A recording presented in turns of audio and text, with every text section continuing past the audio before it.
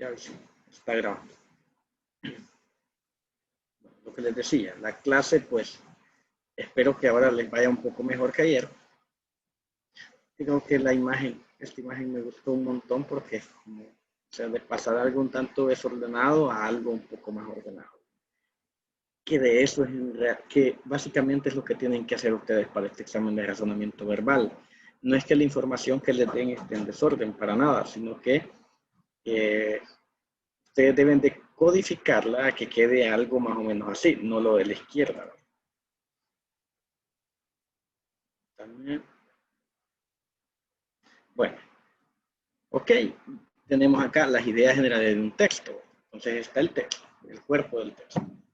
Y tiene estos siguientes elementos fundamentales.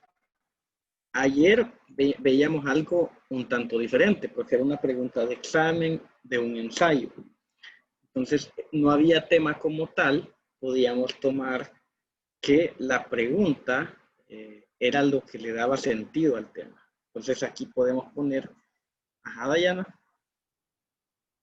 Yo esa pregunta tenía desde ayer, incluso la anoté en mi cuaderno, que en el caso, yo he estado practicando con las PAA y ahí los textos que traen, no, su título no es pregunta, sino que es como una oración o algo así. Entonces quería ver si también a partir, aunque no sea pregunta, el título podemos inferir como lo hicimos ayer. De hecho, la generalidad es que no es una pregunta. Lo común es que no es una pregunta, pero este como era un ensayo, un ensayo económico académico, iniciaba con una pregunta. Entonces, acostúmbrense a que el tema, sea pregunta o sea un postulado fuerte, le va a dar información. Y acá, como dice, es la idea más general, pero pregunto, ¿en qué difiere la idea más general con la idea más importante? ¿Por qué no son lo mismo? La general sería como el concepto que se nos quiere dar a entender y la más importante, la que se quiere resaltar. Básicamente, la idea más general es, por ejemplo, si hablamos de, ok, podemos decir, la pobreza, cómo la cuarentena ha afectado más a la población más pobre. ¿Ya? Esa es como la idea general. Pero la idea más importante puede ser que en el documento se esté pidiendo como políticas públicas para ayudarle a personas en situación de pobreza, dado que la pandemia es más cruel con ellas. Entonces, es un poco más acotado, un poco más, ¿sí me entienden cuando digo acotado?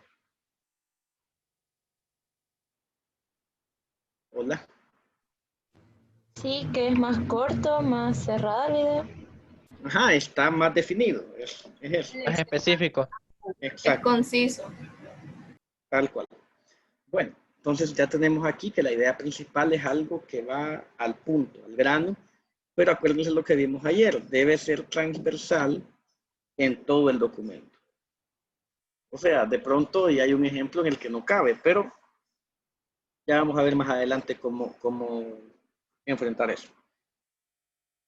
Luego está el título. El título también es una fuente rica de información para responder, usualmente es el nombre del tema, y en la PA o en este examen que van a hacer, por favor, hay gente que se va directo al cuerpo del texto. No, lean el título. Siempre léanlo porque a veces le ayuda a uno a evitar cometer errores básicos.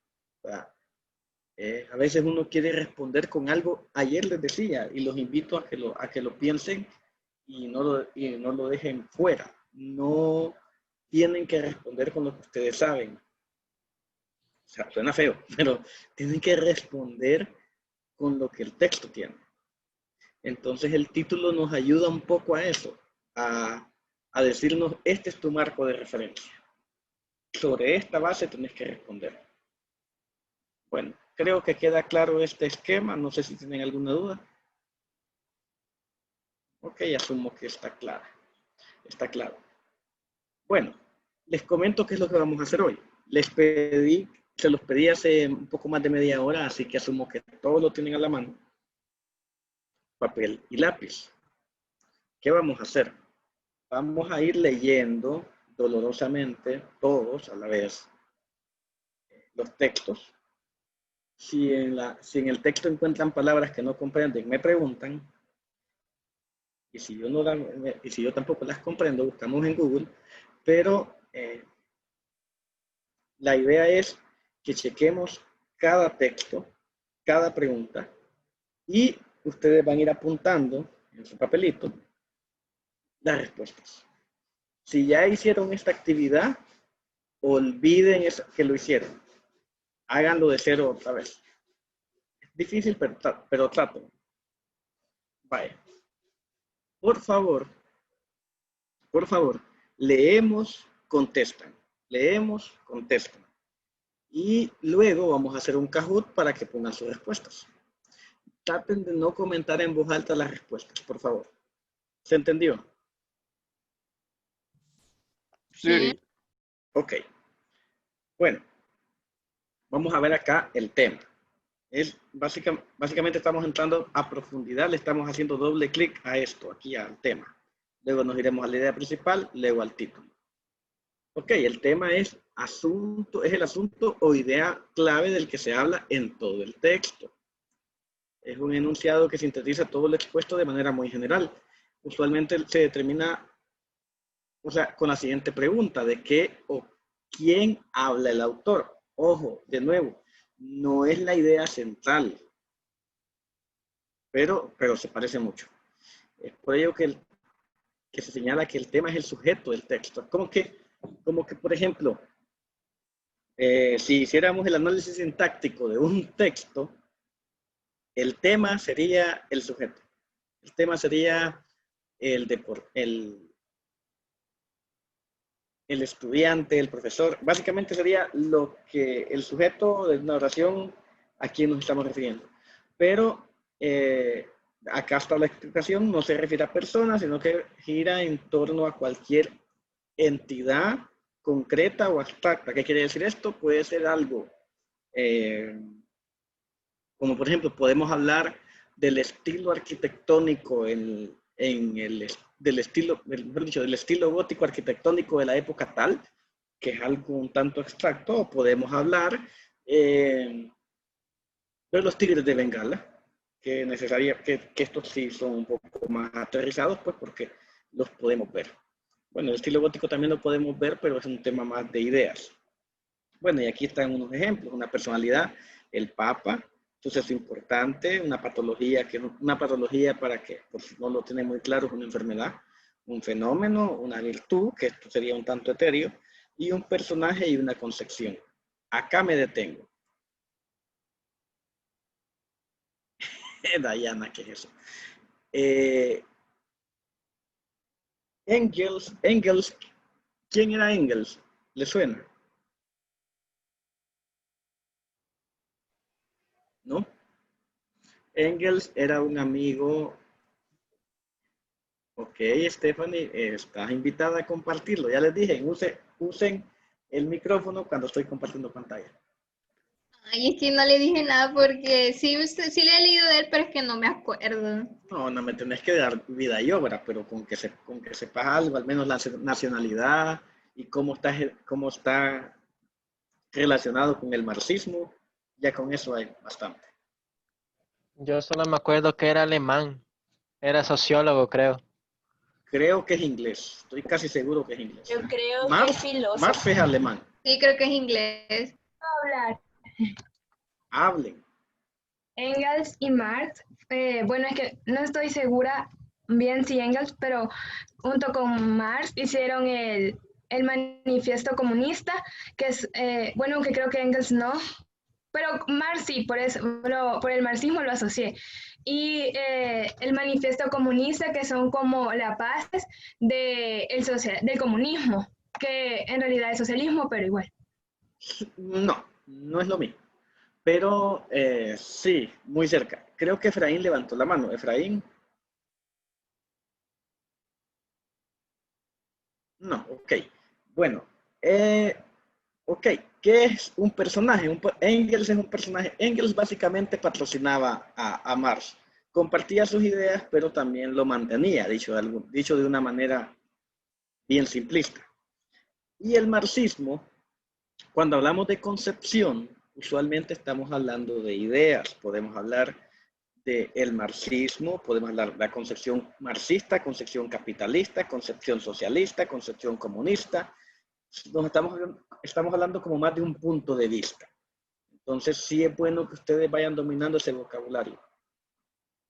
Ok, ya les dije, por favor, traten en la medida de lo posible no usar el chat.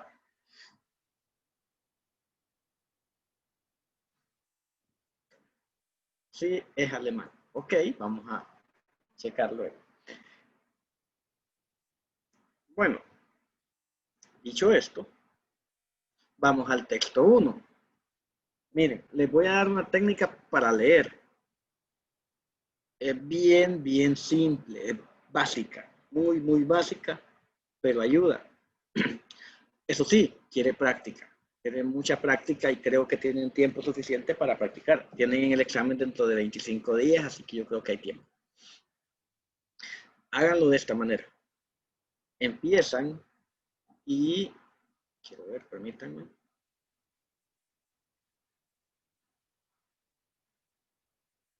Y donde hay un punto, hacen una mini pausa. Y ven, mejor dicho, y tratan de ver qué están entendiendo. Si ustedes no están entendiendo, por favor, no sigan adelante. Vuelvan a leerlo. ¿Por qué? Si ustedes no entienden, es muy probable que dejaron de lado una idea, un dato, un ejemplo, que era muy importante para entender la integridad del texto. Entonces, traten de ir punto por punto. Luego esto se vuelve casi como un tema de inteligencia muscular. ¿A qué me refiero? Que lo van a hacer casi que en automático. Pero a veces, o en esta etapa, ustedes necesitan leer con conciencia. ¿Y qué se refiere con conciencia? No hacer un examen de conciencia, sino ser conscientes de que están leyendo, de que están tratando de interiorizar una idea o ideas. Bueno, vamos a hacer un ejemplo. Al inicio va a ser lento, muchachos, pero luego vamos a ir acelerando un poco. Dice, todos sabemos que son muchas las cosas que ha de aprender un niño a lo largo de su crecimiento, pero lo que resulta realmente interesante es averiguar cómo consigue hacerlo y de dónde provienen sus fantásticas teorías sobre el mundo que le rodea.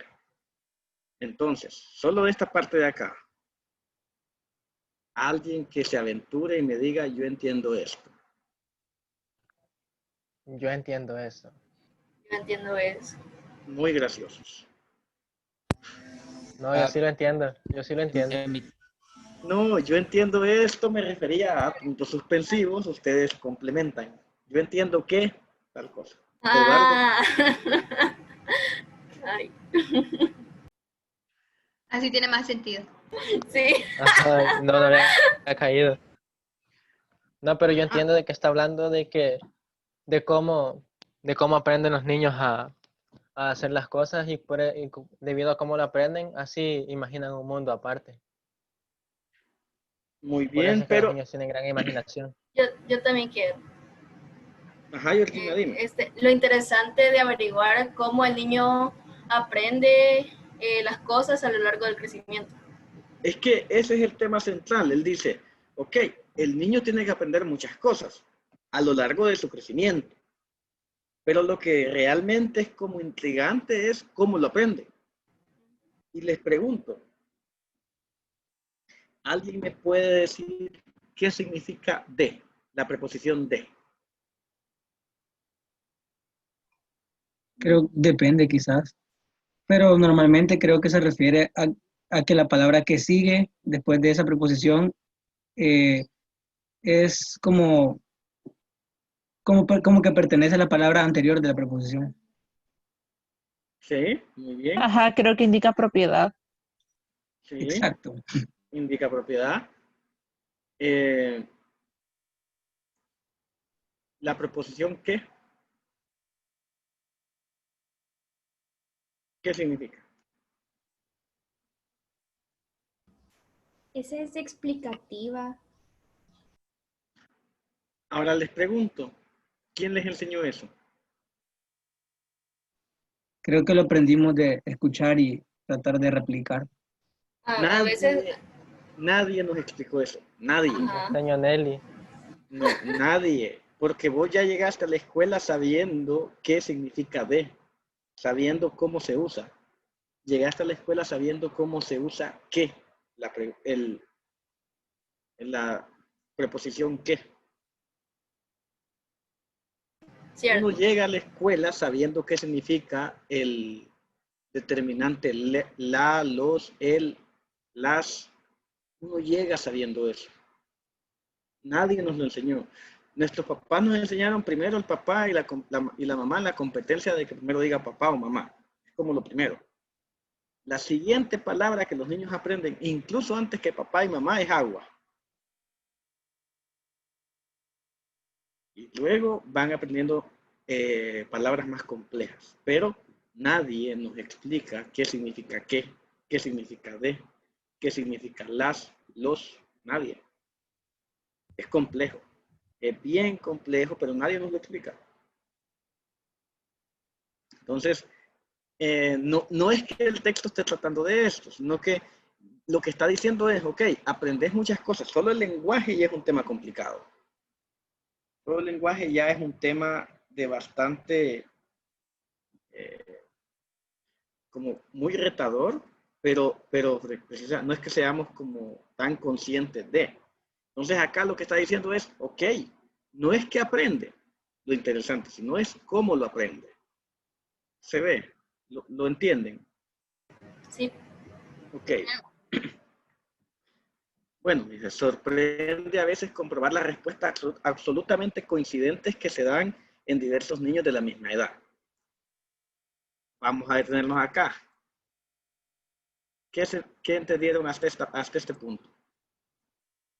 Que en muchas ocasiones, o sea, bueno, en la mayoría de casos, si a un niño de 5 años le preguntamos algo, otro niño de 5 años va a responder a posiblemente lo mismo y no necesariamente han convivido, pero a cierta edad tienen los mismos conocimientos. Digamos que sí. Ojo Gaby, ojo, traten de no meter información pero sí, es eso. Básicamente es, ok, los niños convergen hacia ciertas mismas cosas, a ciertas cosas y probablemente, como vos decís, aunque no está en el texto, ni se conocen, ni conviven. Okay, sigamos. Este hecho nos hace pensar que esas respuestas no son resultado de un acto espontáneo, libre y puro, sino de un sistemático proceso mental cuya forma peculiar de razonar les lleva a esas creencias. Ok, aquí ya se nos complica un poco. ¿Qué entienden hasta acá? Ahí yo creo que ya va entrando el proceso mental y el pensamiento infantil, porque es un proceso mental el tratar de entender algo, entonces, pero también en la forma en la que lo entiende, porque, digamos, digamos, un ejemplo, que a usted le preguntaran algo de un tema en específico y a un niño también respondían cosas totalmente diferentes. Probablemente. Pero si se fijan, aquí ya empieza a responder un poquito. ¿Verdad? Sí. Ok, es eso. Ok, el método que sigue el niño en su aprendizaje es el de la experimentación. Ok. Ya aquí dio respuesta. Listo.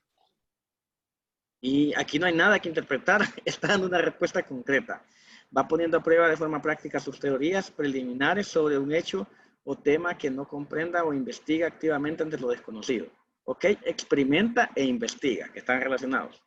De esta forma elabora un punto de vista personal sobre el mundo que, por otra parte, no es fácil de entender para los adultos, ya que estos habitualmente creen que el pensamiento infantil difiere del suyo propio en cantidad de conocimientos, ignorando también que también la calidad o forma de conocer es diferente.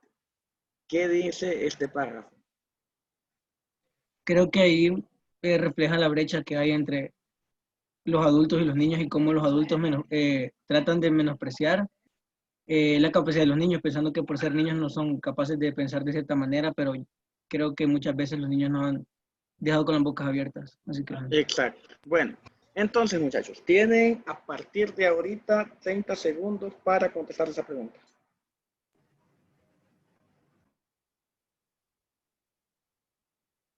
Y efectivamente estoy tomando el tiempo, así que píquenme.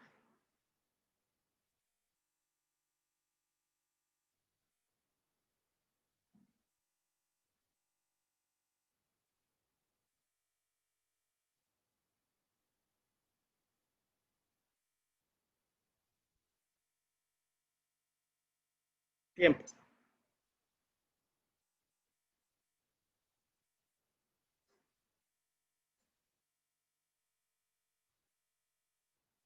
Ok, vamos a continuar. Idea principal. Bueno, ¿se está entendiendo el ejercicio que estamos haciendo? Sí, sí. Sí, Sí. está entendiendo. Ok, miren, parece lento, es lento, parece lento, pero luego esto nos va a ayudar un montón a avanzar más rápido con futuros textos y futuros temas.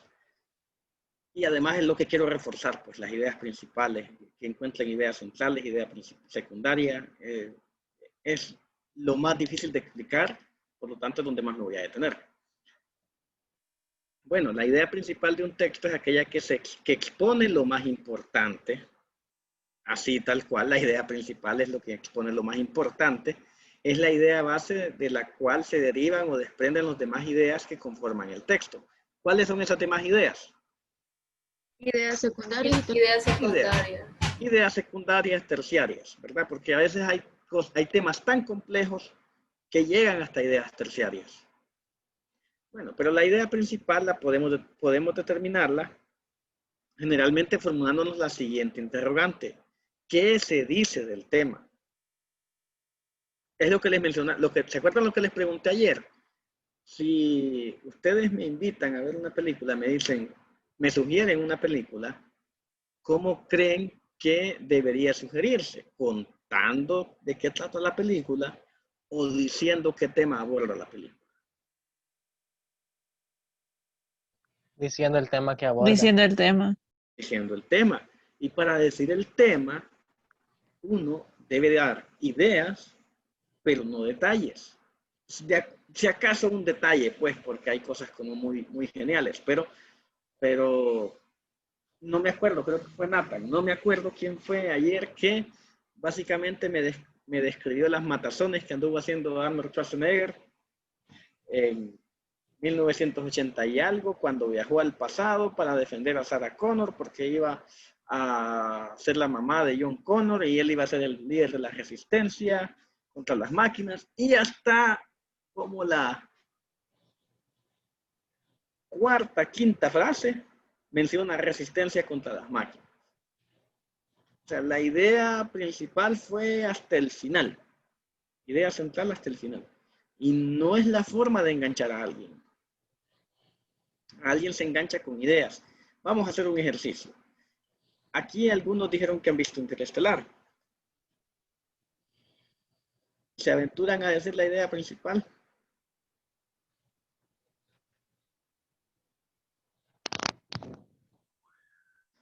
Ajá, bueno, asumiré que no. Okay, salvar el mundo, no sé. Salvar el mundo. No. No sé. No. Después vamos a hacer el ejercicio. Cuando hayamos terminado esto, vamos a volver a hacer el ejercicio. Bueno, veamos. Es que siento que para explicar la idea principal de Interestelar, uno tiene que comprender al 100 la película. Y si alguien solo lo ha visto una vez y no sabía bien del tema, queda confundido. No hay que comprender los temas de la singularidad, a gargantúa. O sea, no me refiero que al 100%, pero si no tienen nada de conocimiento de lo que hablan, al final van a estar perdidos. Bueno, No es lo que necesario. Es más, probablemente la vemos esta película con un niño de 7 a 10 años y puede identificar la idea central. La idea central de esa película creo que es un viaje espacial para cambiar el planeta Tierra. Esa pienso yo que es la idea central. Vaya, eso es un recurso. Les voy a contar algo. Les voy a compartir pantalla, permítanme. Bueno, les compartiré pantalla de... Denme un segundo.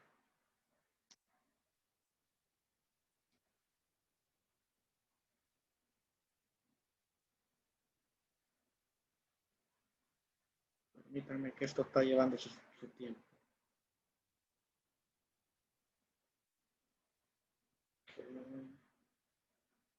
Vaya, miren, con este tema de ideas principales y secundarias, tenemos un tema con esto.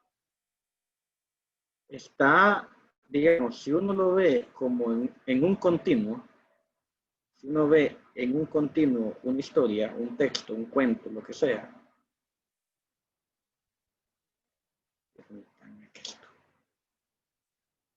debería dejarme escribir, pero no me está dejando escribir.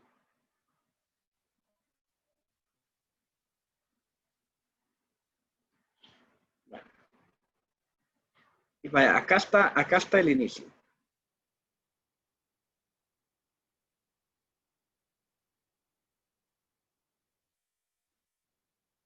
Hasta el fin.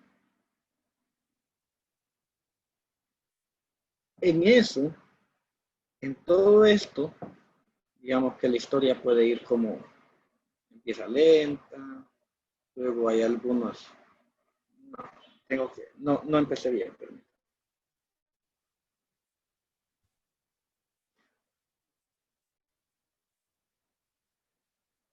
ok, acá inicia, acá termina. Y esto aplica para un texto, para una película, para un cuento, para un libro, para todo. Entonces acá empieza como lento, hay algo aquí como un sobresalto, luego se normaliza, luego empieza a complicarse un poquito, y luego hay un gran degenere por acá y termina. Entonces, en esto acá puede haber datos curiosos, puede haber acción, puede haber de todo, pero lo que ocurre aquí en todo este tramo, a esto se le llama recursos. ¿Qué es un recurso? Un recurso es alguna, valga la redundancia, algún recurso, algún medio, algo que use el autor, el director, para ejemplificar una idea, para explicar aún más una idea. Entonces, por ejemplo, ¿qué simboliza algo que hayan visto todos? Harry Bob Potter. Esponja. No, hombre, Harry Potter, no. Bueno, Yo no he visto Harry Potter. Pero Esponja no tiene línea de tiempo. Y a los que no les gusta eso. Bueno, ok, Bob Esponja. ¿Qué simboliza Arenita? Una científica. Inteligencia. Madurez. Inteligencia dentro del programa. Pero, ¿qué tiene Arenita diferente a todos los demás? Es De que no Un es mamífero. Pero, bueno, Que en realidad no debería de oxígeno. vivir en el mar. Ajá, en realidad no debería de vivir en el mar porque es una ardilla. Exacto, no debería, no es su lugar. No es su lugar, pero, es su hábitat. pero aún así es antinatura. O sea, está violando su naturaleza. Y sigue ahí, ¿por qué? Es un recurso. No, obviamente es un recurso, pero ¿por qué Arenita sigue ahí? Porque se siente como que le cae bien a Bob Esponja. Porque saca Basil. Porque se siente en el hogar. Se siente en familia. Entonces, Arenita es el recurso que usa el director para decir que en Fondo de Bikini es un lugar cálido, aunque esté bajo el agua. Entonces, estos temas, estas cosas así, estos guiños, son recursos que se usan para explicar algo, una idea bien compleja. Y esa idea es bien compleja y la está explicando como una pincherdilla. O sea, Eso. Ahora, Interestelar usa cosas complejísimas para explicar una idea muy simple y muy poderosa, que no se lo voy a decir ahorita. Los Ojalá la viajes vieran. espaciales. No, no, ese es un recurso también. De hecho, Interestelar es la cosa más burda de algo que se llama el viaje del héroe. Se los voy a explicar también. Se los voy a explicar también.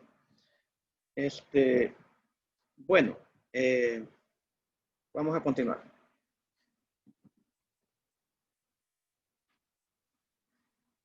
¿Dónde estaba? Permítame.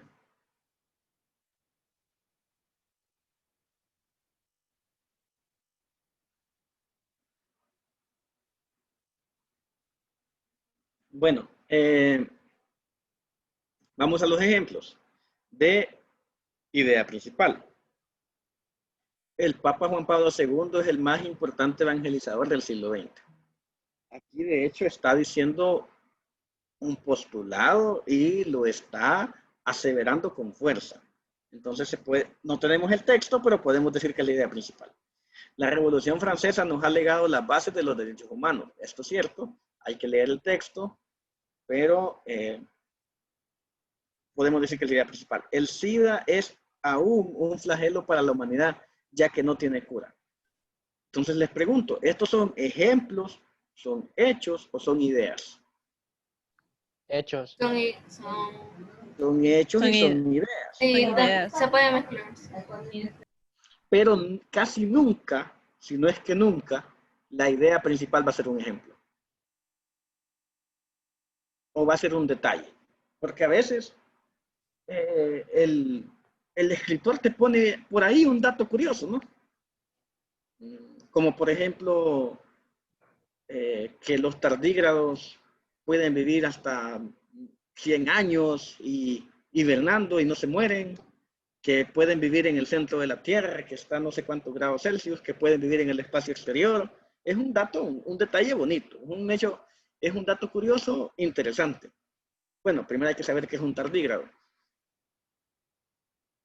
Pero ¿eso es una idea? No, realmente es un detalle, un dato, pero en el contexto uno debe ver que probablemente esa no es la idea central.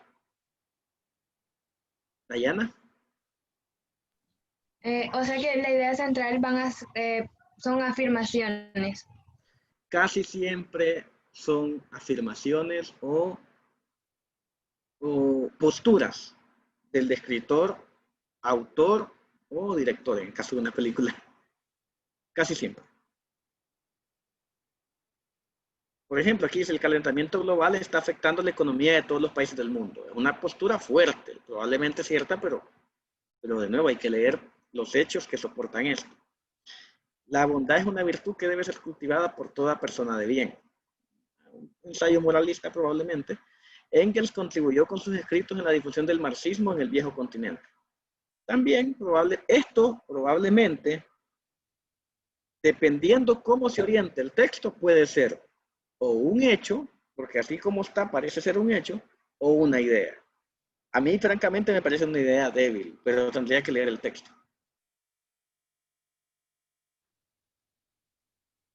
Bueno, vamos ahora al ejemplo. Vaya, ok, aquí vamos a ir un poco más rápido. Vamos a leer, lo voy a leer y el tiempo que yo leo, vayan leyendo ustedes, y cuando yo termine de leer, a partir de ahí tienen 30 segundos para responder. ¿Qué dice? Un hablante instruido sabe hablar de un modo distinto según sea la persona con quien habla o la que escribe y según las circunstancias en las que se expresa. Una carta familiar tiene distinto tono que la dirigida, por ejemplo, al director del centro en que estudiamos. Un representante de productos farmacéuticos no habla lo mismo jugando al dominó con sus amigos que explicando a un médico las propiedades de un nuevo fármaco. Esas diversas modalidades idiomáticas que el hablante instruido emplea según sean los destinatarios y las circunstancias, se denominan registros idiomáticos. Saber cambiar de registros es la señal de un aceptable dominio de la lengua. Por el contrario, utilizar siempre el mismo registro puede ser síntoma de pedantería, cuando alguien se expresa muy cultamente con todo el mundo o de clarísima incultura si se emplea aquel registro porque es el único que se conoce. A ese idioma inmóvil, porque el hablante está falto de recursos para variarlo, es a lo que se debe notarse idioma vulgar. Cuando una persona se expresa siempre con términos y con giros vulgares, porque no puede hacerlo de otra manera, de otro modo, revela una deficiente escolarización. Posee un solo registro, pero un hablante instruido no debe prescindir de los registros coloquiales y vulgares siempre que los emplee en el modo adecuado y siempre que sea capaz de alternarlos con otros más elaborados. Bueno, a partir de ahorita tienen 30 segundos.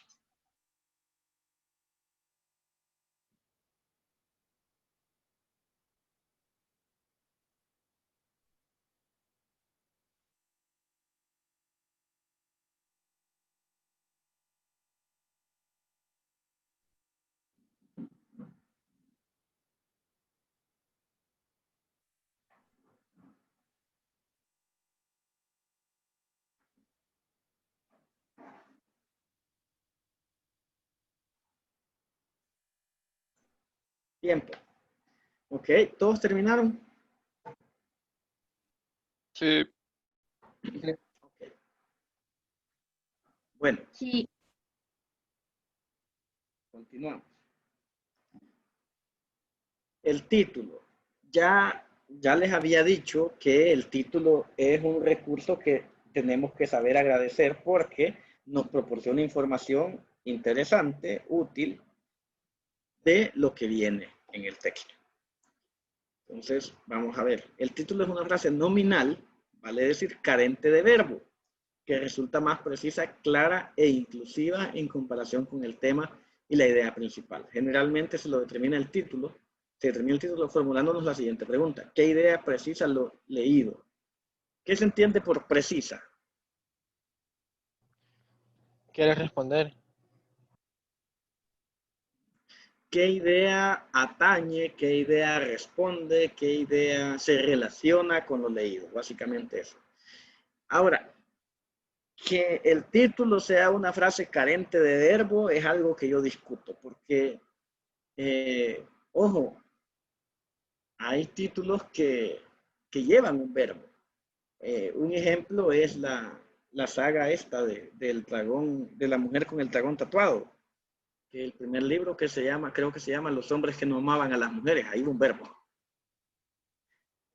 Y así pues les puedo mencionar un sinfín de títulos que efectivamente llevan un verbo.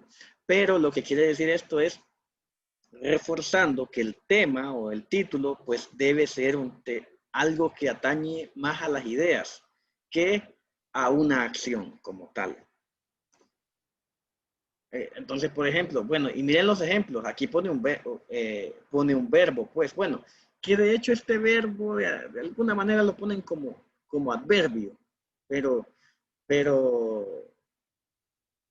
este nombre viene de un verbo, o sea, es un tema compuesto. Por ejemplo, evangel, básicamente, acuérdense en la clase de ayer, sería el morfema y adora sería el lexema. Entonces, sí es un verbo. El Papa Juan Pablo II y su labor evangelizadora en el siglo XX. La Revolución Francesa y los derechos humanos. El SIDA, flagelo sin cura para la humanidad. Las consecuencias económicas del calentamiento global en el mundo.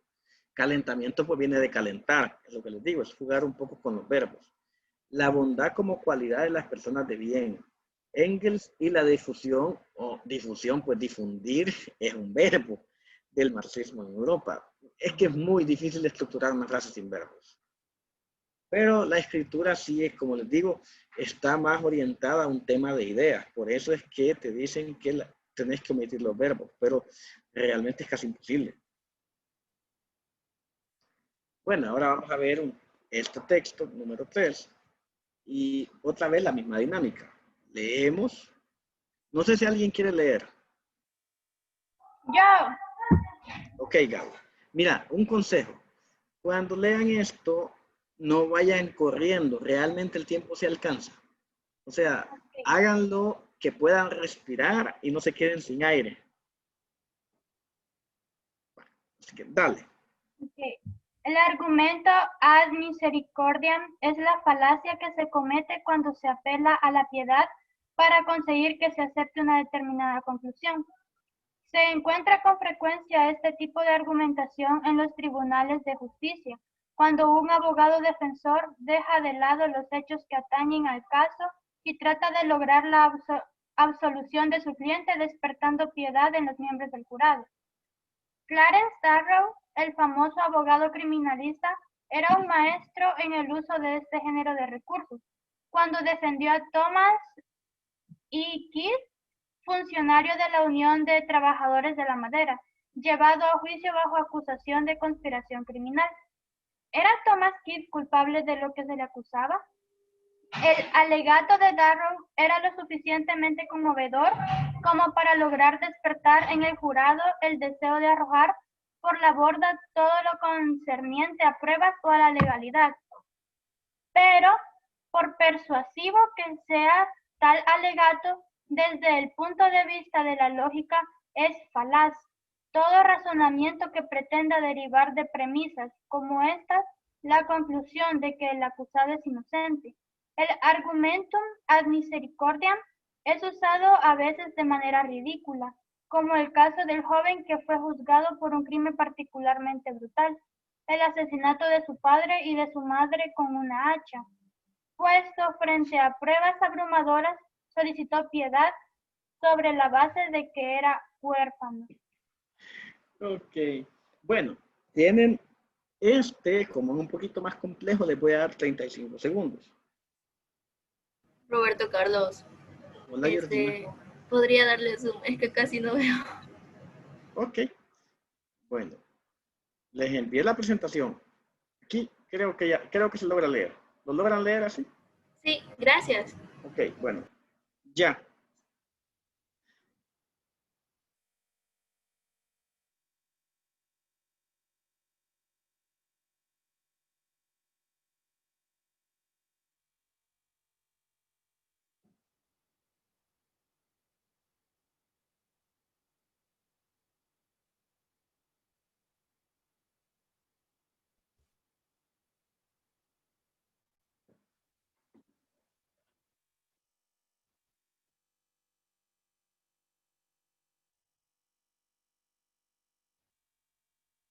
Tiempo. ¿Respondieron? Sí. Ok, vamos a continuar. Miren, este texto, cuando hagamos el Kahoot, vamos a volver a los textos que les haya costado un poquito más. Yo entiendo que este sea uno de esos. Vaya, acá viene son los puntos que sí o sí deben afianzar en el examen.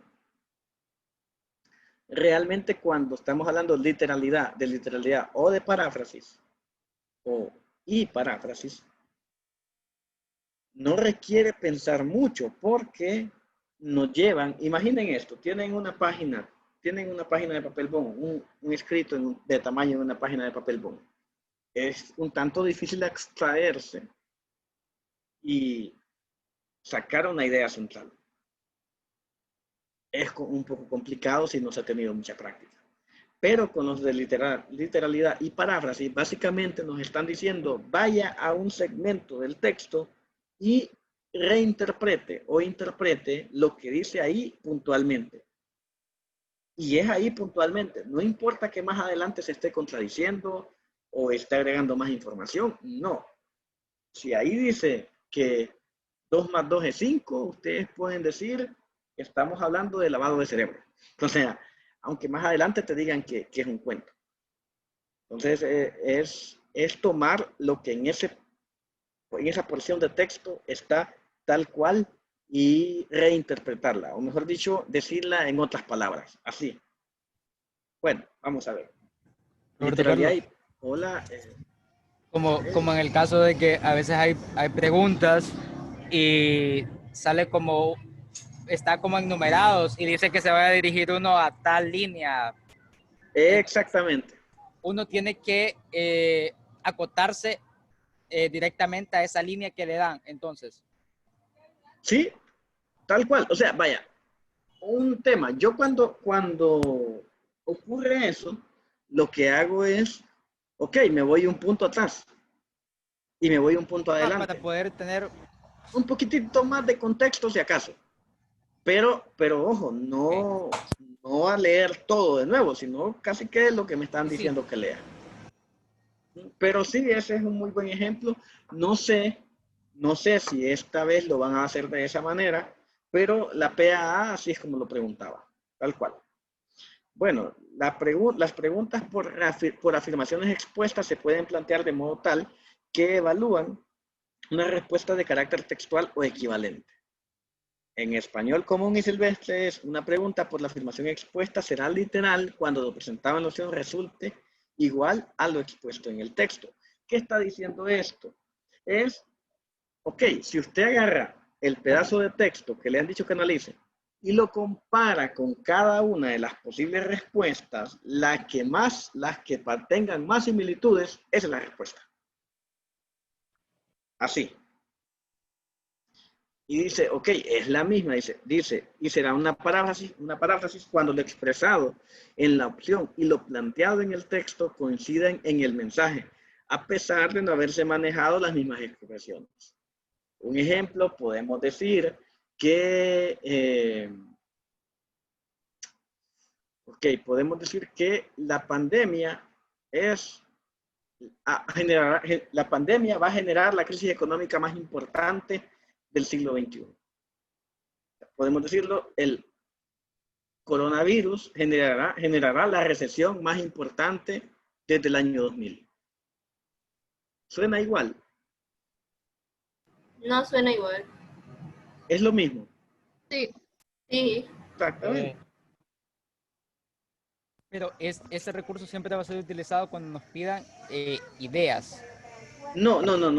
Momento. Cuando ya vas a ver la pregunta. De hecho, aquí lo vamos a ver más adelante. Ok, perfecto.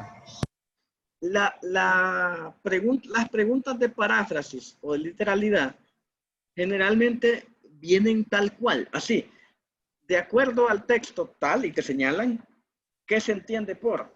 O es una pregunta cerrada y las opciones que no están expresadas con las mismas palabras que en el texto, pero si uno lo hace por literalidad o parafraseando,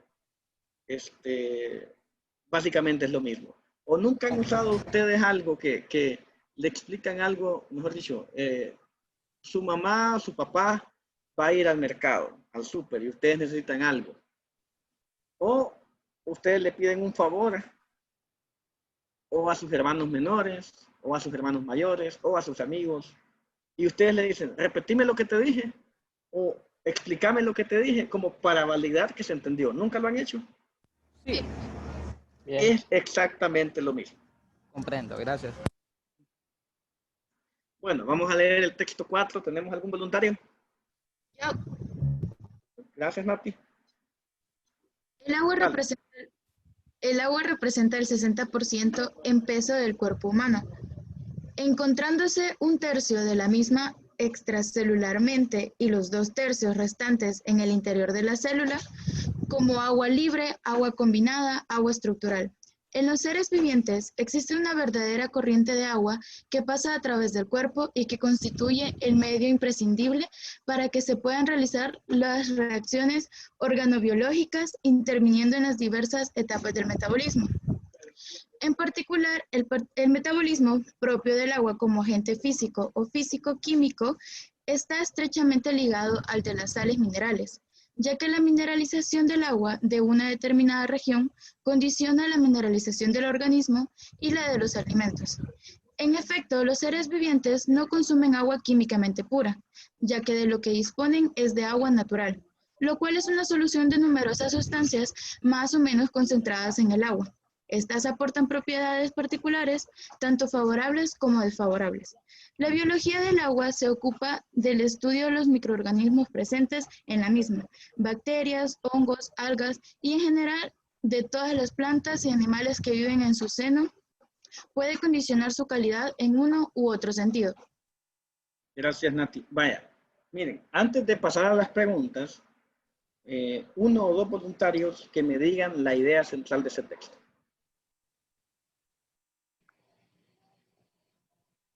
La importancia del agua en el metabolismo de los seres humanos.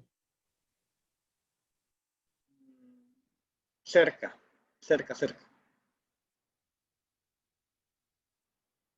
Ajá. ¿Alguien más? La composición química del agua que tomamos. No. ¿Cómo actúa el metabolismo del agua en los seres vivos? Cerca. Completando con lo que dijo Daniel es la respuesta. Con esa pista, ¿alguien más? La importancia del agua en los seres vivos. Es lo que dijo Daniel. Importancia del metabolismo del agua en los seres vivos. Ok, miren esto. Les voy a compartir pantalla. Yo tengo una idea. A ver. No sé si es la composición del agua y cómo eso afecta el metabolismo de los seres. No. Cerca. Vaya. Permítanme.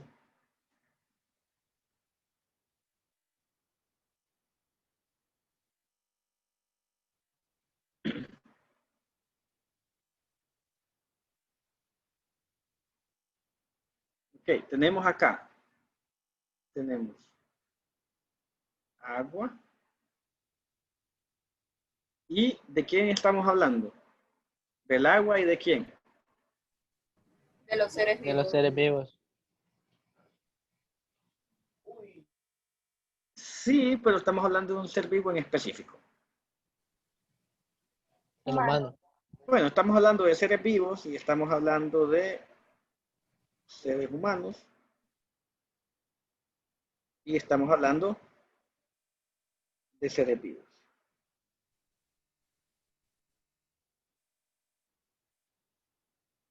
Okay, esta afecta a esto, pero estos dos no se afectan, ¿verdad? Sí. Entonces, acá, ¿quiénes tienen metabolismo? ¿Lo tiene el agua o lo tienen los seres humanos? Bueno, y seres vivos. Los seres humanos. Los seres humanos y seres vivos. Metabolismo. Y alguien me respondió, ya no recuerdo quién y qué bueno, que el metabolismo del agua. Ojo, aquí tenemos a 3 sujetos y le estamos asignando propiedades de este a este. No, eso no es así. ¿Por qué? Porque este afecta a esto, pero este no afecta a este. En la realidad sí, pues ya nos estamos quedando sin agua y es burrada de nosotros, pero nosotros no afectamos su metabolismo, o sea, es decir, no hay humanos en el agua, pues es como que hay un mar. Dicho, miren, se lo voy a decir de forma cómica para que se les grabe. No es como que esté un océano. Uy. Y ese océano tiene humanitos ahí. O sea, no, pero sí hay humanos que tienen agua. O sea, esto se aplica, pero esto no, ¿verdad? Entonces, sí tienen que hacer esas relaciones. Y lo que te están diciendo es 2 cosas. 1, y miren cómo abre de poderoso esto. Dice, el agua representa el 60% en peso del cuerpo humano. O sea, más de la mitad. 1/3 está extracelularmente, es decir, por fuera de las células, y 2/3 están dentro de la célula. Te está dando la composición. A lo que quiero llegar es que usualmente la idea central va de entrada. Y hay que tener muy claro la estructura del texto también, porque eso nos ayuda en los temas de paráfrasis. Si uno identifica la idea central, usualmente tiene claro el texto. Entonces aquí el texto habla de tres cosas. Uno, composición del, o sea, mejor dicho, uno, el agua en el cuerpo humano. Pero si yo también quiero los H, ¿qué pasó? Muchachos, silencien los micrófonos. Dos, composición del agua en la célula. O sea, mejor dicho, el agua en la célula, ¿verdad? El agua en la célula. El 3, el metabolismo.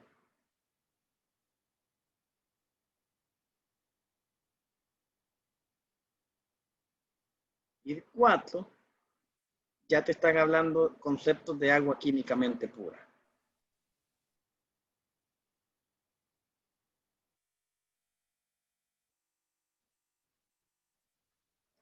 Ya, entonces, hay que tener, o sea, porque sí, este metabolismo realmente sí hay un metabolismo en el agua, pero el metabolismo que ocurre en el agua ocurre también en el ser humano.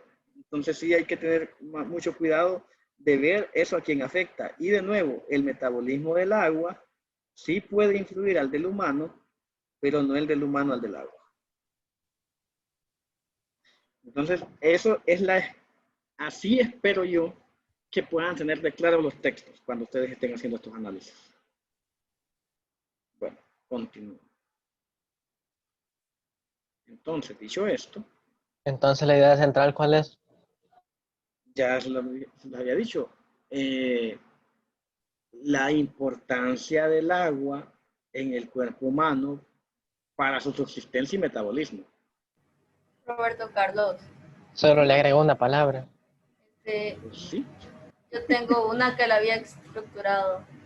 A ver, dime, Georgina. El consumo del agua es importante para la vida y metabolismo de los seres vivos. Vaya, muchachos, les pedí cuidado con una cosa y perdón, Georgina, por usar el ejemplo, pero otra vez. ¿Dónde está el tema del consumo del agua en el texto? Se infiere. Imagino que a eso se refiere. Sí. Usualmente traten de no inferir con la idea principal. La idea principal está ahí clara, siempre. Entonces aquí, por ejemplo, si ya se lo decís a alguien, vos le decís, mira, aquí hay un texto que te explica sobre la importancia de beber agua. Lo va a catalogar como un texto sobre la importancia de beber agua, pero no lo va a catalogar como un texto donde te dice la composición química de la célula, que es importante para el metabolismo y se encuentra en los seres humanos. Son cosas muy, muy distintas. Bueno, vamos a las preguntas. Por literalidad. Con lo que han leído, ok, les voy a dar 1 minuto para estas preguntas. Empezando ya.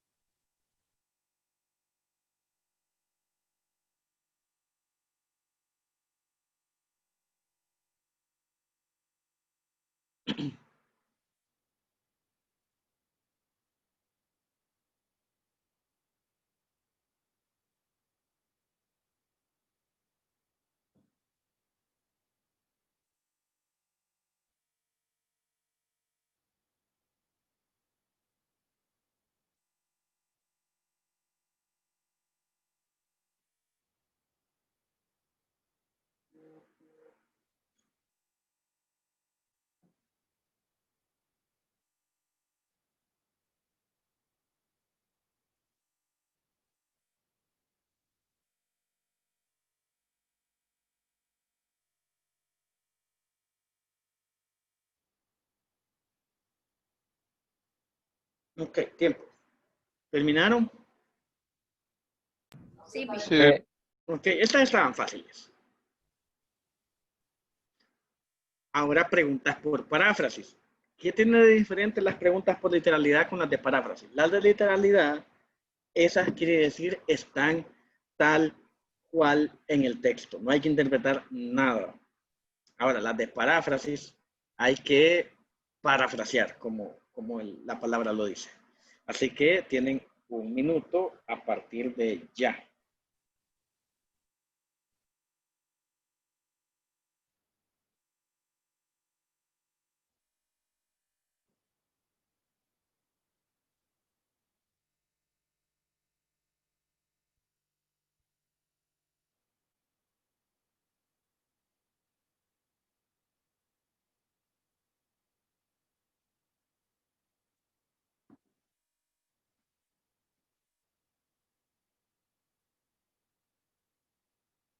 ¿Qué es heterógeno?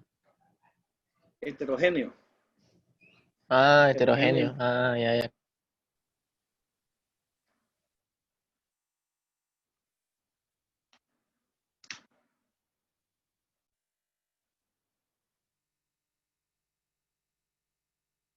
Les voy a dar 20 segundos más.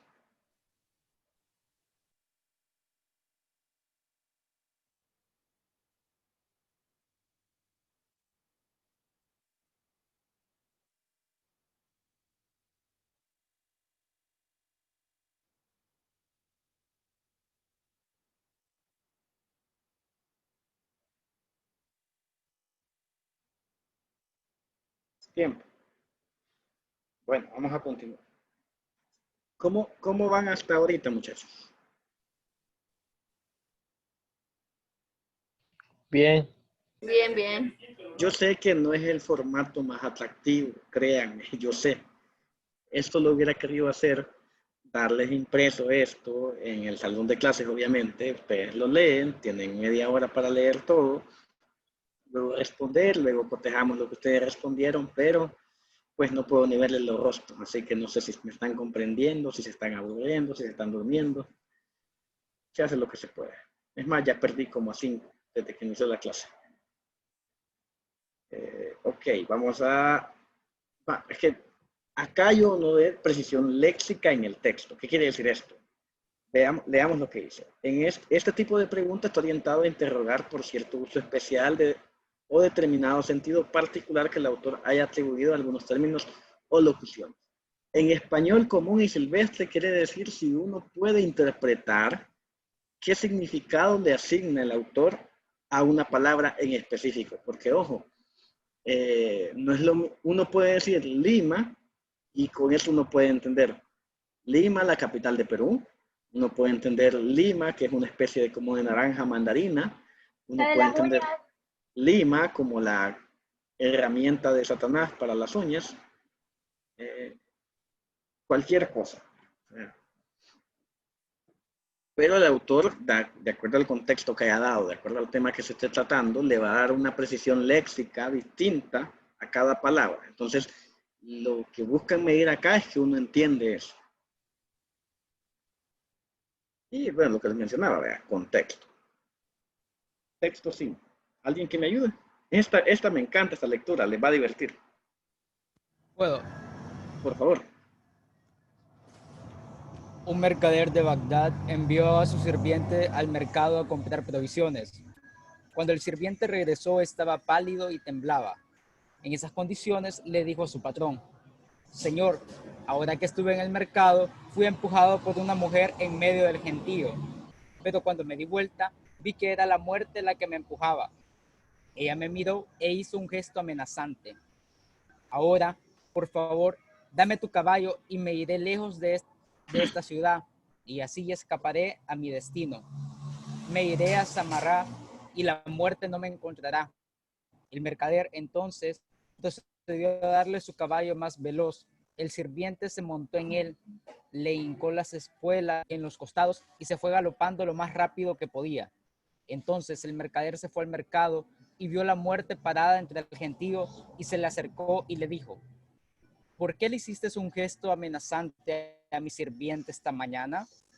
No fue un gesto amenazante, le respondió ella, fue solo un gesto de sorpresa. ¿De sorpresa?, preguntó el mercader. Sí, respondió. Estaba asombrada de ver a tu sirviente todavía en Bagdad, ya que tenía una cita con él esta noche en Samarra. Oh. Bueno, tienen 30 segundos.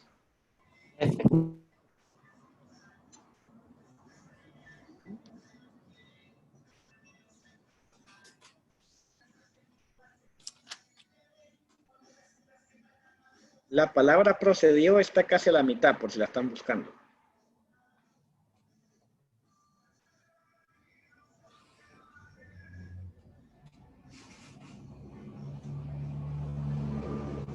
Es Le la daré segunda palabra de la octava línea, precisamente. Les daré 15 segundos más porque tienen que buscar la bendita palabra. Esta no se supone que era la novena pregunta. No. No. No, era la 8. Ok, ya está. Ok, vamos a continuar. Texto 6. Bueno, esta otra vez es de precisión léxica. La voy a leer yo. Pongan atención, por favor. Es más, veamos qué...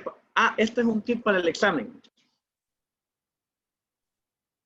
Cuando ustedes le den el examen, si pueden, y de verdad recuerden este tip, si pueden, lean las preguntas antes de contestar. No se asusten. Esto es lo primero. Lo segundo, no se asusten con las preguntas. Y lo tercero, cuando les dicen, identifique una palabra clave o una palabra específica. Ajá, 2 personas levantaron la mano. ¿Qué quieren decir? Yo... Ay, yo no, por error la levanté. ¿Georgina? No, por error. Disculpe. Ya había agarrado en guión. Miren, cuando ustedes les den esas palabras, cuando ya les den esas palabras, ustedes leen y en el texto, cuando las encuentren, es como, ok, presto un poquito más de atención y trato de interpretar para que cuando ustedes vayan a la pregunta ya haya un trabajo adelantado. Entonces, antes, van a ver, vamos a contestar esta pregunta leyendo antes la pregunta. Vamos a contestar la pregunta leyéndola antes del texto. Así que dice la expresión, hoy en día ni siquiera pueda decirse que cada generación vaya a vivir en un mundo distinto. Parece un trabalengua. Sugiere estar preparados para vivir en un mundo. O sea, ¿qué sugiere esta expresión? Dice, hoy en día ni siquiera puede decirse que cada generación vaya a vivir en un mundo distinto. ¿Qué quiere decir esto? ¿Que no habrá cambios en el mundo? Puede ser, pero hay que leer el texto. Dice, texto 6. En una sociedad fundamentalmente estática, como lo han sido en general las sociedades preindustriales, cada nueva generación nace, crece y muere en un mundo básicamente similar al de las anteriores, de manera que puedan ser fácilmente introducidas por ellas. En tiempos recientes, esto dejó de ser así, y las generaciones han debido incorporarse a mundos que sus mayores crearon, pero no llegaron a dominar. Hoy en día ni siquiera puede decirse que cada generación vaya a vivir en un mundo distinto, sino más bien que crecerá en uno, vivirá en otro y envejecerá y morirá en otro. O tal vez más, pero en todo caso lo suficiente para plantear a la institución escolar un nuevo desafío, el de preparar a cada nueva generación para incorporarse a un mundo distinto del de sus mayores y para encontrar y mantener su lugar en un mundo en constante mutación. Hay una diferencia sustancial entre el papel de la escuela de ayer y hoy. En el comienzo de la industrialización, la democratización, la secularización, la modernización y otros cambios que han dado lugar a la sociedad actual, la institución representaba en todos los sentidos el polo de la modernidad frente a la tradición, lo nuevo frente a lo viejo. Mientras que hoy en día, en el mejor de los casos, encuentra concurrencia en ese papel y en el peor es posible que haya quedado rezagada en la tradición. Complicado, ¿verdad?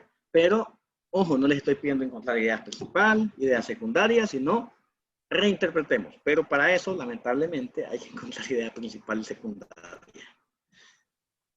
Así que, ¿qué quiere decir esto? Hoy en día ni siquiera pueda decirse que cada generación vaya a vivir en un mundo distinto.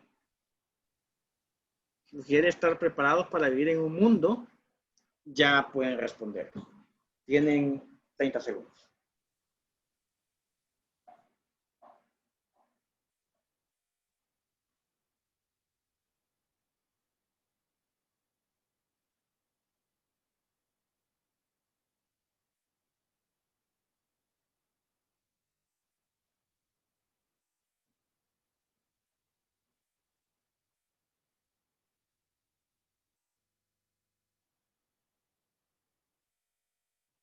Ok. Bien. ¿Terminaron todos? Sí. Sí. Ok. Bueno, vamos a terminar esta. Vamos a las preguntas por relaciones. Permítame, quiero ver algo. Ok, nos da chance de terminar este texto. Son las 5:20.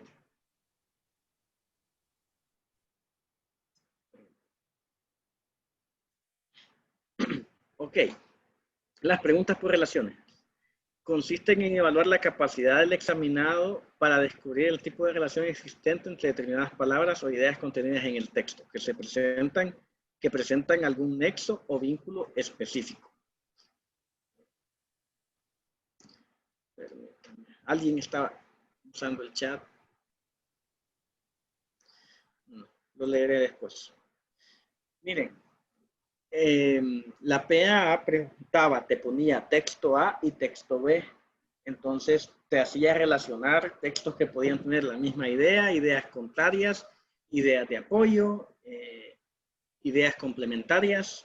Entonces lo que buscaban evaluar ahí es que ustedes fueran capaces de identificar esas relaciones. No sé cómo va a ser hoy, porque el examen pues ya sabemos que va a ser distinto, pero la capacidad de encontrar las relaciones creo que es válido que la aprendan.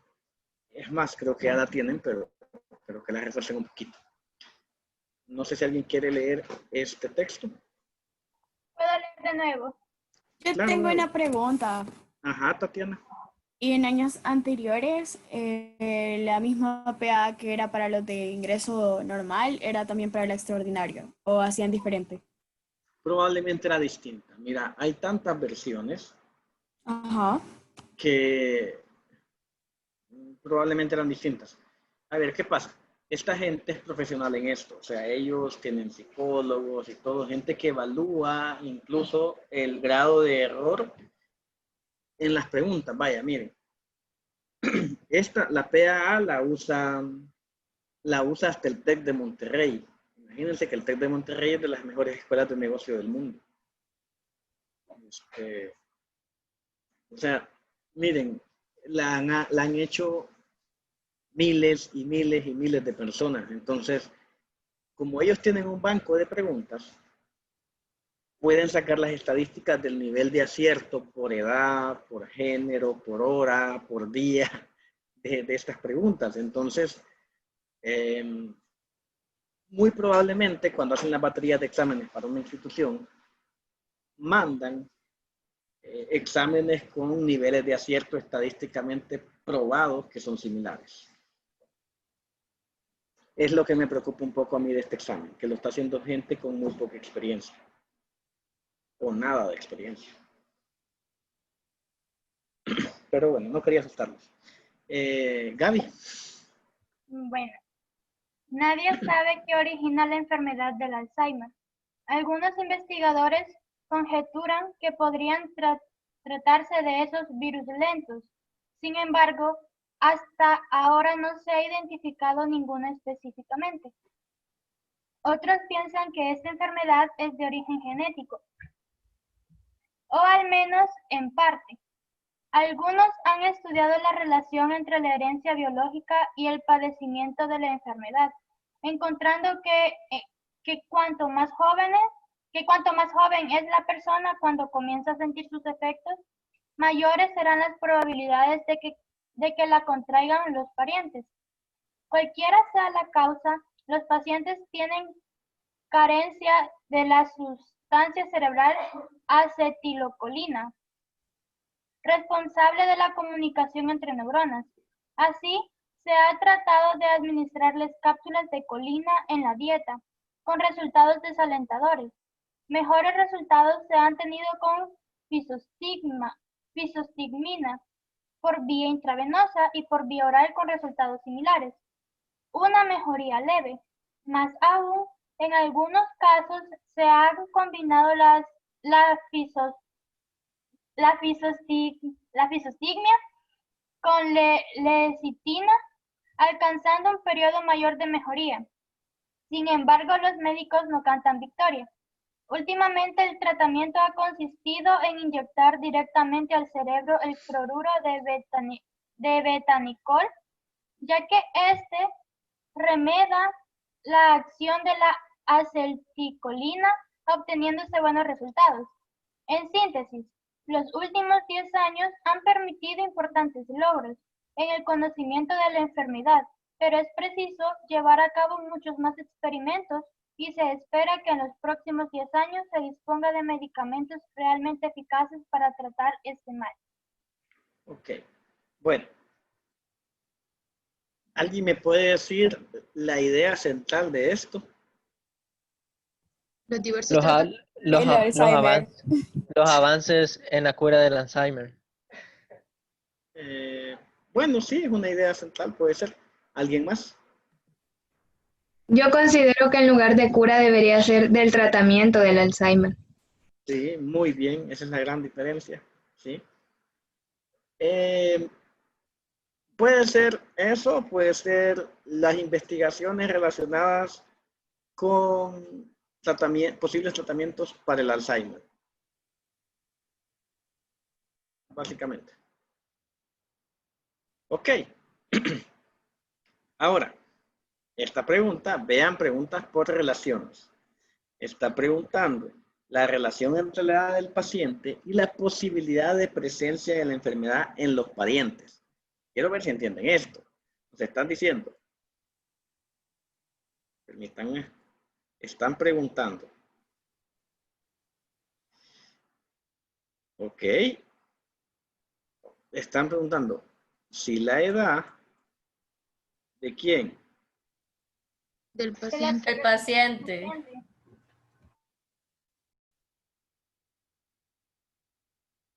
¿Cómo está relacionado eso con? Los parientes. Con la presencia posibilidad de ella en los parientes. Es medio complejo, pero eso está preguntando. Entonces, ¿cómo es esa relación? Esa es la pregunta. Así que tienen 30 segundos ya. ¿Por qué la Se cambió? quitaron las respuestas. Ok. Bueno, es que... Bueno, ustedes ya tienen el texto, así que deberían.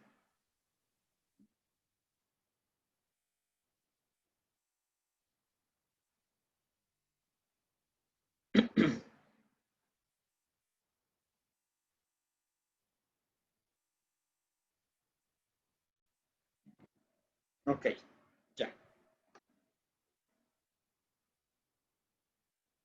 Y bueno, permítanme.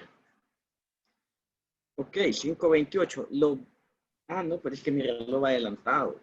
5:26. Pues no, nos da chance todavía de hacer una más. Uy. No, ¿saben qué? Vamos a receso, 5:27. Y lo veo acá a las 5:42. 43 para darles un minuto de compensación. Y continuamos. Ya casi terminamos, muchachos. 5:43. Vamos a ir después porque comenzamos 5 minutos después.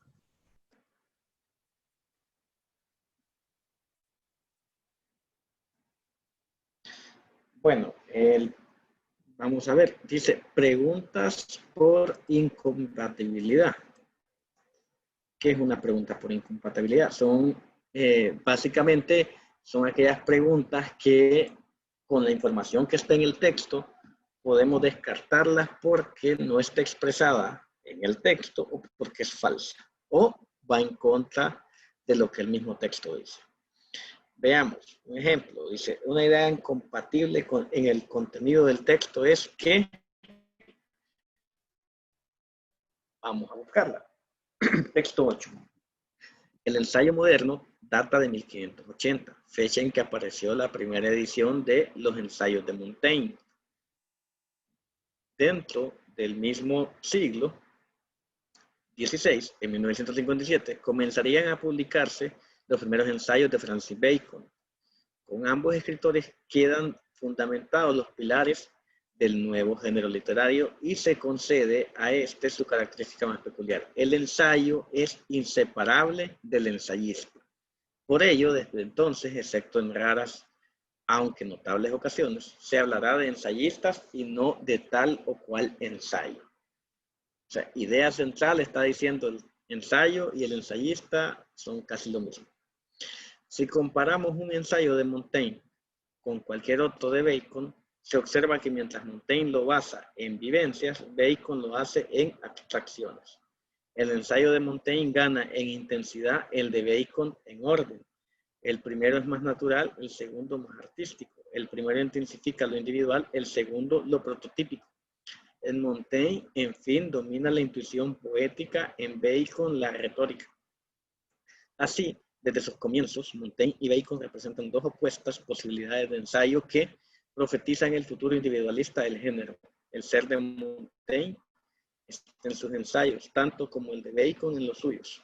Unos y otros son exponentes de sus personalidades y preocupaciones. Bueno, tienen 45 segundos para esto, desde ya.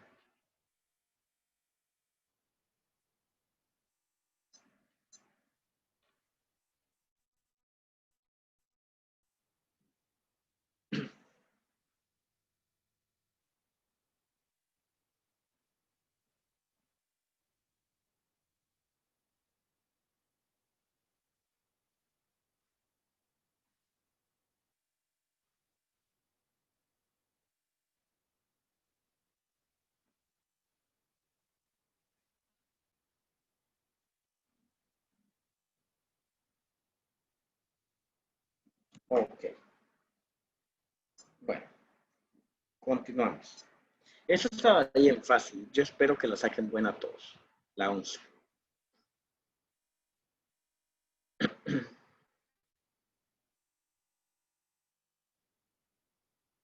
Ok, las inferencias.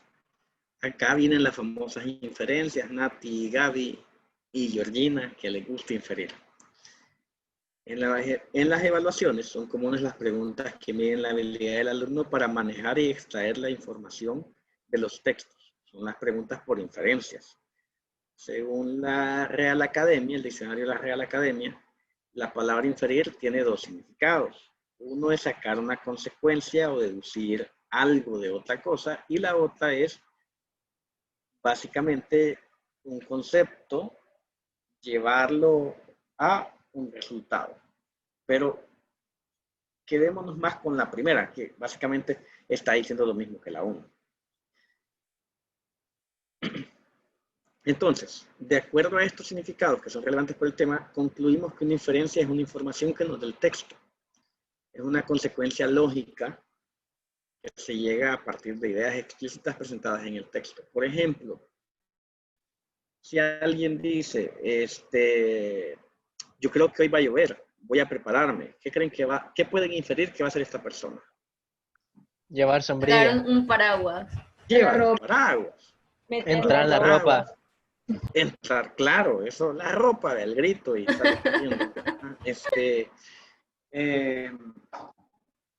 eso, tal cual. Bueno, hay un común método para responder las inferencias, las preguntas de inferencias. O sea, aunque sea de, valga la redundancia, inferir, tratemos de que sea en este marco. Uno, leo las alternativas, ¿verdad? Ubico el lugar donde se encuentra esa información en el texto. Comparo las alternativas con el texto. Con alternativas quiere decir las posibles respuestas. Si las oraciones son paráfrasis de las ideas del texto, extrae el significado de la paráfrasis, básicamente está diciendo, ok, la respuesta está parafraseando el texto, sí, no. Si la está parafraseando, no necesariamente esa es la respuesta. Porque una inferencia, una inferencia puede decir, si yo les digo, el mismo ejemplo de hoy va a llover, me voy a preparar. La inferencia que ustedes dijeron fue el paraguas y la ropa. Una paráfrasis puede decir, según el pronóstico del tiempo va a llover, me voy a preparar. O voy a llevar paraguas. O voy a estar listo. O voy a estar listo. Eso no necesariamente es una inferencia. Es decir las cosas de otra manera. Pero la paráfrasis... perdón, Daniel. Una inferencia entonces es como una deducción. Tal cual. Es una deducción.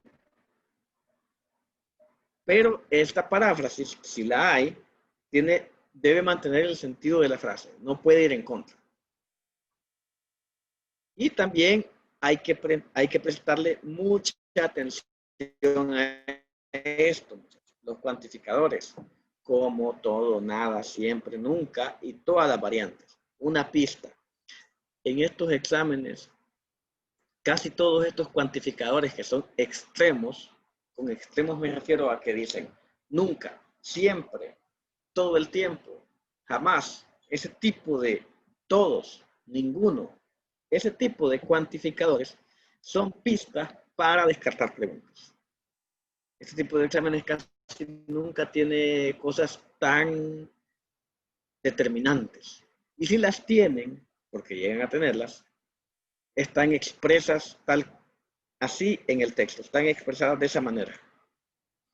Bueno, los conectores lógicos siempre es bueno verlos. O sea, por ejemplo, un cómo lleva una explicación, un sin embargo es un contraste, un porque puede ser una explicación, un entonces también es como de consecuencia, un sí es condicional, un por lo tanto es una conclusión, un además es agregar detalles. Entonces uno debe manejar estos conectores.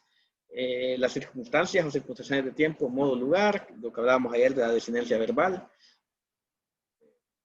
Permítanme.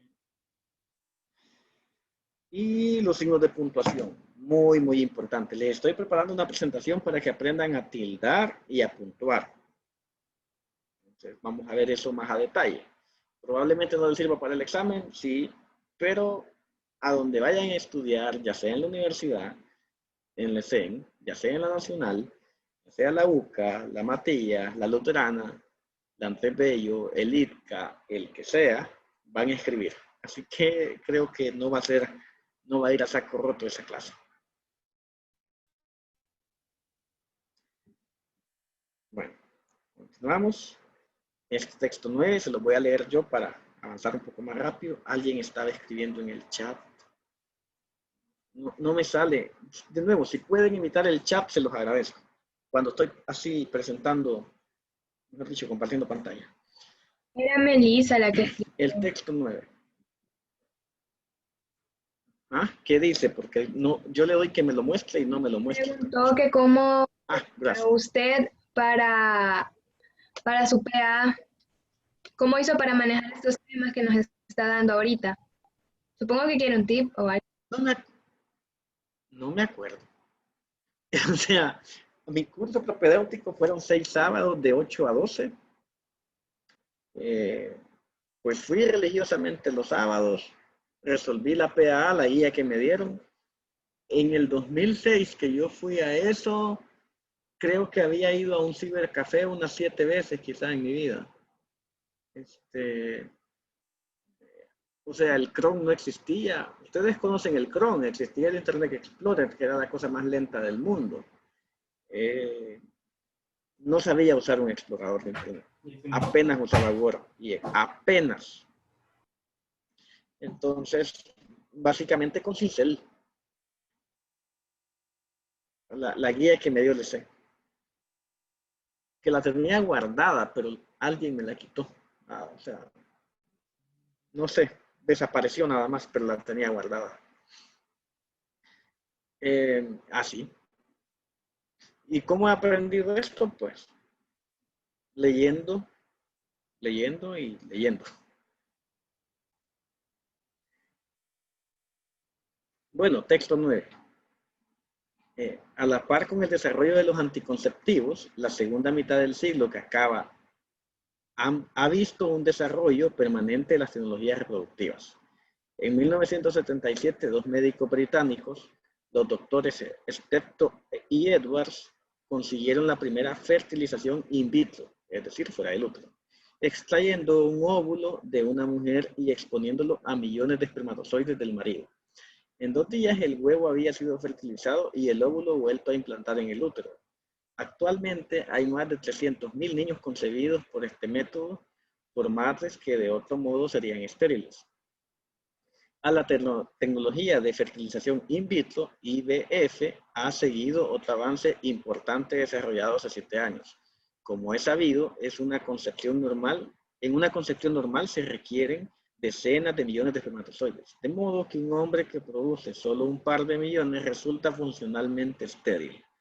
Los doctores belgas Van Steenhenk y De Bro lograron fertilizar un óvulo humano inyectándolo directamente un solo espermatozoide para reimplantar luego el óvulo fertilizado en el útero.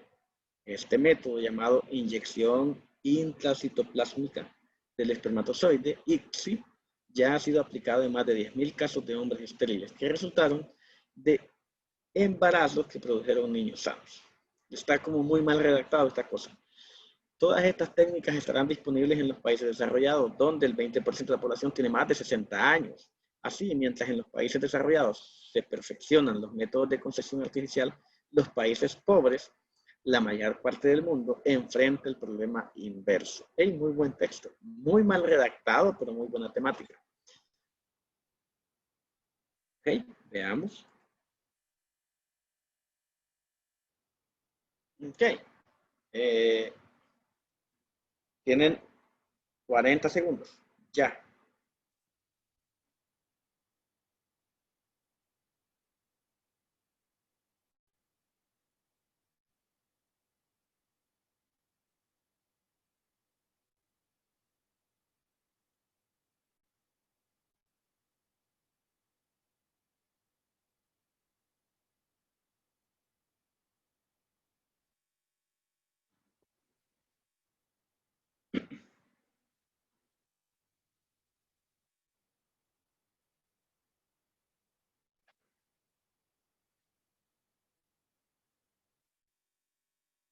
Ok. Bueno, continuamos. Y ya casi, muchachos, son 2 preguntas más. Yo sé que está cansado, pero 2 preguntas más y terminamos. Preguntas por extrapolación. A ver, son inferencias dobles que se hacen a partir de predicciones de las lecturas. Se pueden plantear a partir de ejemplos supuestos o negaciones de parte del texto. ¿Alguien se atreve a decir qué entiende en cristiano por esto? Por las extrapolaciones. ¿No? Nada más uno. Que tienen quizás doble sentido. No. Que tienen 2 puntos de vista. No. Que depende de la postura que se muestra en el texto. Necesito más información. Ok. Vaya, con extrapolación estamos diciendo un ejemplo. Es muy familiar, muy parecido a las inferencias, pero tienen este componente, que yo hago una inferencia sobre el sujeto A y esa inferencia del sujeto A aplica al sujeto B. ¿Se entiende? Un ejemplo, yo digo, los niños, los niños salvadoreños van a ver comprometido su aprendizaje en el 2020 por la pandemia. La extrapolación sería, como los niños salvadoreños van a ver comprometido su aprendizaje, también los niños guatemaltecos. ¿Se comprende? Sí, sí. Ok, entonces también puede hacerse con cuestiones positivas o también negativas. Pero veamos el ejemplo. El texto es: Julio Ramón Ribeiro comenta en sus memorias, tituladas La tentación del fracaso, cómo a finales de la década del 50 llegó a París otro peruano a trabajar con él para la misma empresa periodística. Y al poco tiempo de conocerse, tratarse e incluso compartir vivienda durante un tiempo, le enseñó un manuscrito de una novela que acababa de terminar. Ribeiro la leyó y anotó en su diario que era una de las novelas más originales, más frescas e interesantes que había leído en los últimos tiempos. Solo después de estos datos revela el nombre del joven escritor y de su obra. Se trata de Vargas Llosa y La ciudad y los perros. Es como su libro más famoso y creo que ganó el Nobel por este. No estoy seguro, pero creo que sí. A la vuelta de los años, en un acto de justicia, el mismo Vargas Llosa considera a Ribeiro como el mejor cuentista peruano y uno de los mejores de todos los tiempos en nuestra lengua, a pesar de su discreto lugar dentro del boom. Lupton, por su parte, está absolutamente convencido de que para los próximos años Ribeiro compartirá cómodamente con Vargas Llosa el pedestal de la fama gracias a una verdadera difusión de su obra, y Miguel Gutiérrez opina que Ribeiro es uno de los mayores maestros del cuento de la lengua española del siglo XX, al lado de Borges, Rulfo, Cortázar, Onetti y García Márquez. Todos los monstruos. Bueno, ok. Pregunta 13. Permítanme un segundo. Dice, si Ribeiro hubiera sido más difundido durante el boom literario, entonces muy probablemente, bueno, tienen 30 segundos.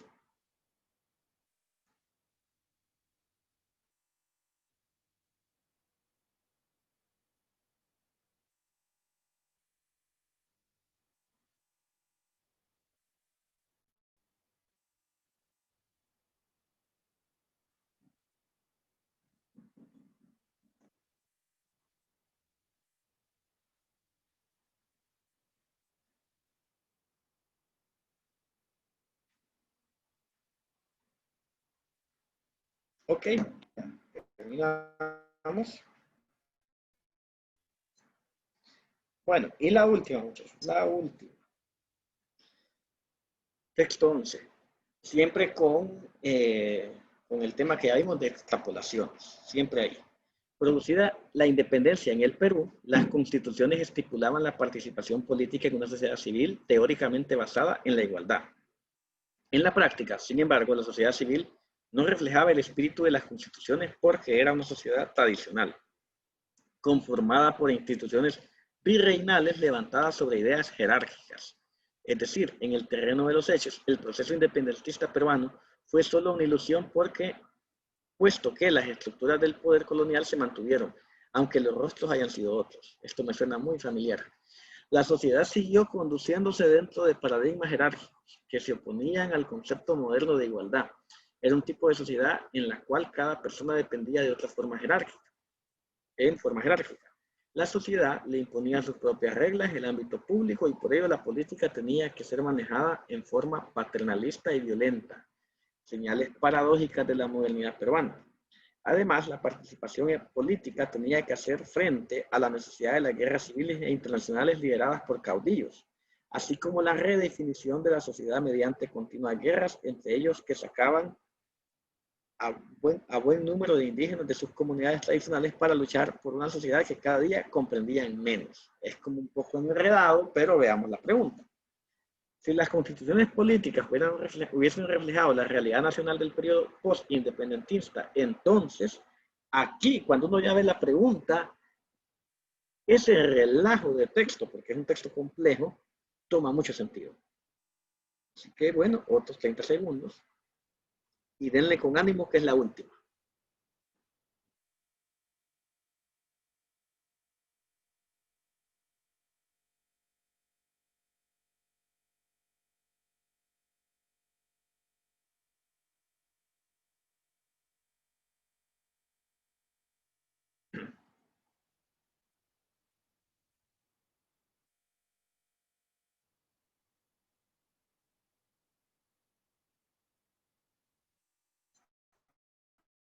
Ok. Bueno, muchachos, ya terminamos la parte complicada. Ya relájense, respiren, que ya hicimos la parte tediosa. Hoy vamos a hacer la parte interesante. Yo sé, o sea, no es como que queramos pasar por este camino, pero es inevitable. Y bueno, vamos a continuar. Solo